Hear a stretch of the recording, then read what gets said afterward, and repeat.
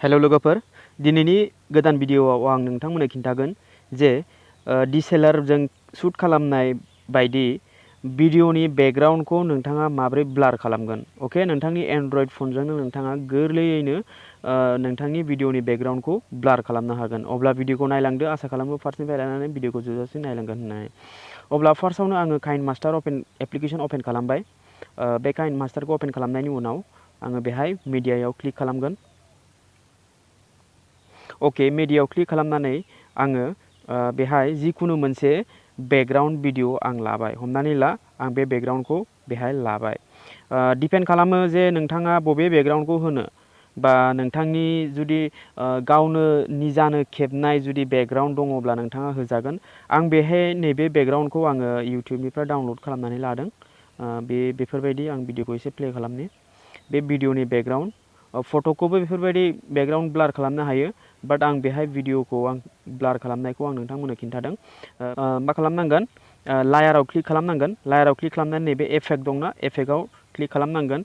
एफेक्टआव click खालामनानै basic effect फार्स्टआवनो दङ, बे बेसिक एफेक्टआव क्लिक खालामनानै बे फार्स्ट अप्सनाव गेसु एन्ड ब्लुर बेहाय क्लिक खालामदो, ओमफ्राय बेखौ सेलेक्ट खालामदो। सेलेक्ट खालामनानै बेयाव बेफोरबायदि फैबाय।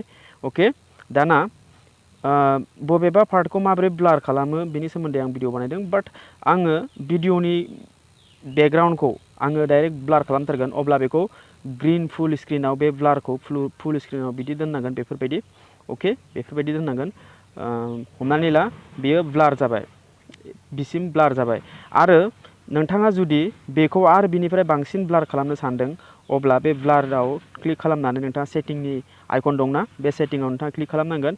बिनिफ्राय बेहाय नोंथाङा खम आरो बारा ब्लारखौ बेयाव खालामनो हागोन आरो बेफोरबायदि नोंथांनि गोसो बायदि बेयाव ब्लार खालामनो हागोन। अके, आं बेयाव ब्लार खालामबाय। दानिया आं बेखौ फिसा खालामनि। नै हमनानै ला नोंथाङा नैबे ब्लार खालामाखै, बेयाव बेखौ आं प्ले खालामनानै देखायबाय। बिनिफ्राय बेहाय ब्लार जाबाय बेखिनियाव। अके, दानिया आङो बे ब्लार जानायखिनियाव आं केरेक्टारखौ आं सेलेक्ट खालामनोसै, मोनसे भिडिअ, जाय भिडिअखौ आङो डाउनलड खालामदोंमोन बेबो ग्रिन स्क्रिननि एफेक्टनि। बेयाव नैबेखौ आङो सेलेक्ट खालामबाय। सेलेक्ट खालामनानै आं बेहाय बेफोरबायदि होबाय। बेफोरबायदि होनायनि उनाव आं बेखौ फुल स्क्रिनाव आं लागोन। अके, बेयाव फुल स्क्रिनाव आं खालामबाय। बिनिफ्राय बे फुटेजाव आं क्लिक खालामनानै आङो क्रमा की दंना बेहाय आङो क्लिक खालामबाय। बिनिफ्राय बेखौ इनेबल खालामबाय। अके, नोंथाङाबो बेखौ इनेबल खालामनानै ला। बेनिफ्राय नैबेहाय जेनेबा हमनानै ला 31 एन्ड बेहाय जेनेबा बेफोरबायदि 47। अके, बेफोरबायदि दोन, ओमफ्राय दोननानै बेखौ अके खालामनानै होदो। दानिया बेहाय बेफोरबायदि ब्लार होबाय। आं भिडिअखौ फार्स्टनिफ्राय प्ले खालामनि।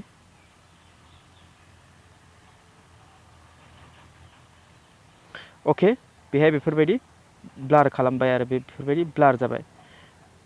अके लोगोफोर, नोंथाङा जुदि गावनो केरेक्टारा गावखौनो होनोब्ला नोंथाङा ग्रिन स्क्रिन इउज खालामनांगोन। आरो जुदि बबेबा भिडिअखौ नोंथाङा जुदि ग्रिन स्क्रिन खालामाब्ला बे ब्लारखौ होनो हानाय नङा। ओंखायनो नोंथाङा ग्रिन स्क्रिनाव रेकर्ड खालामनांगोन।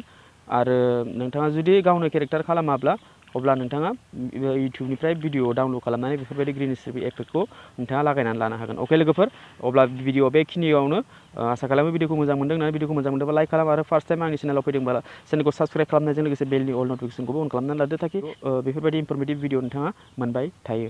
अब्ला लोगो मोनगोन नेक्स्ट भिडिअ। टाटा, बाय बाय।